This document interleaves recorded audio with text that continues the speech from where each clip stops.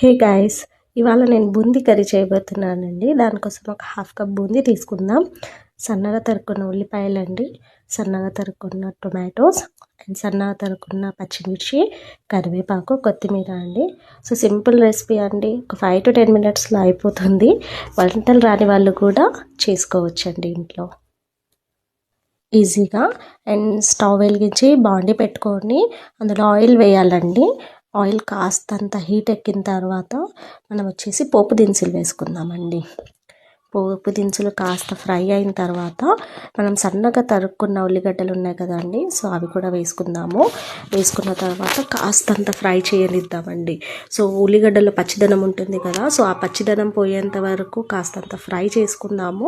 ఉల్లిపాయలు అనేది ఎక్కువ బ్రౌనిష్ కాకుండా ఎక్కువ బ్లాక్ అవ్వకుండా సో నార్మల్గా కుక్ చేసుకుందామండి.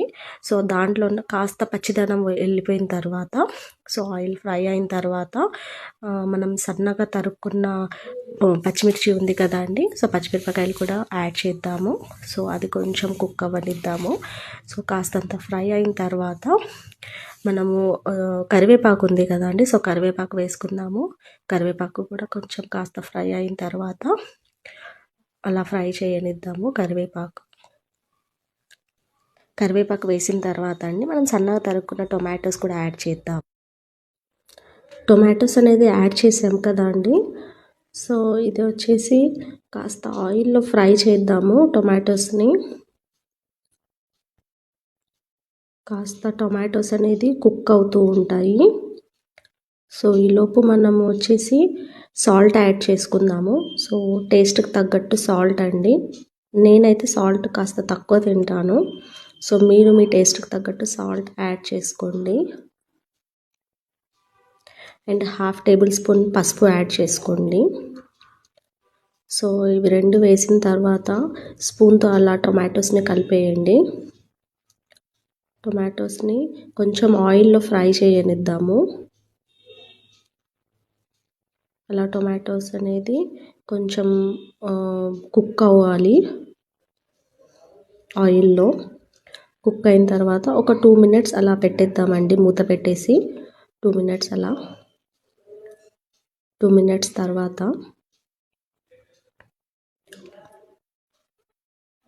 2 minutes తర్వాత టొమాటోస్ అనేది ఇలా కుక్ అయిపోయాయండి. కుక్ అయిన తర్వాత ఈలోపు మనము 2 tablespoon కారం యాడ్ చేసుకుందాము. కారం మీ టేస్ట్కి తగ్గట్టు యాడ్ చేసుకోండి. సో మేమైతే కొంచెం తక్కువనే తింటాము కారం అనేది. సో కారం యాడ్ చేసుకున్నాం కదా, కొంచెం కర్రీకి పట్టేలాగా కలిపేసుకుందామండి కారం అనేది. మీరు కొంచెం ఎక్కువ కారం తినేవాళ్ళు అయితే 1 tablespoon ఇంకా యాడ్ చేసుకోండి. సో నేనైతే కొంచెం కారం తక్కువ తింటానండి, సో అందుకని నేను ఒక 2 spoons వేసుకున్నాను కారం అనేది. సో మీరు ఎక్స్ట్రా వేసుకోవచ్చు. అండ్ అలాగా కారం అనేది ఒక 2 minutes కుక్ చేద్దామండి, బాగా కర్రీలో కలిసేలాగా. సో ఇప్పుడు అనేది ఆయిల్ పైకి వచ్చింది కదా అండి, సో అలా పైకి వచ్చినప్పుడు కారం అనేది కుక్ అయినట్టు అండి. కారం కుక్ అయితేనే ఆయిల్ పైకి వస్తుంది, సో అలా మనం గుర్తుంచుకోవచ్చు. అండ్ ఈ స్టేజ్లో మనం కొంచెం వాటర్ యాడ్ చేద్దాము. వాటర్ అనేది కొంచెం ఎక్కువగా యాడ్ చేసుకోండి, ఎందుకంటే బూందీ అనేది కొంచెం వాటర్ అబ్జర్వ్ చేసుకుంటుంది కదా, సో వాటర్ అనేది కొంచెం ఎక్కువ యాడ్ చేసుకోండి. సో అలా కర్రీ కలిపేద్దాము.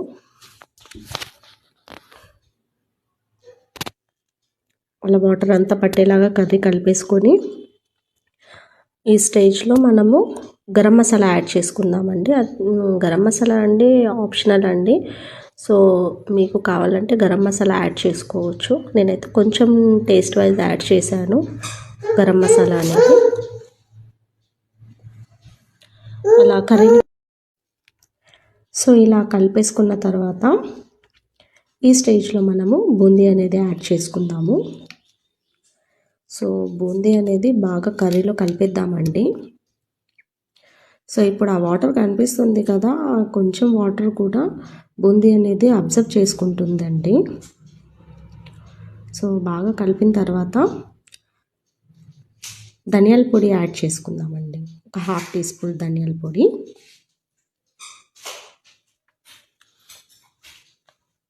కలిపేసుకున్న తర్వాత ఫైనల్గా కొత్తిమీర అనేది యాడ్ చేసుకుందాము. అంతే అండి, సింపుల్ అండ్ ఈజీ రెసిపీ అనేది అయిపోయింది. ఒక 5 మినిట్స్లో సింపుల్గా రెడీ చేసుకోవచ్చు మనము. సో ఈ స్టేజ్లో స్టవ్ ఆఫ్ చేసుకొని సర్వ్ చేసుకుందాం మనం. ఫైనల్గా సర్వ్ చేసుకుందామండి. చపాతీతో తింటే చాలా అంటే చాలా బాగుంటుందండి. ఒకసారి మీరు ట్రై చేయండి. అండ్ రైస్తో తిన్నా కూడా చాలా బాగుంటుందండి, చాలా టేస్టీగా ఉంటుంది. డెఫినెట్గా ట్రై చేయండి. థ్యాంక్ యూ అండి.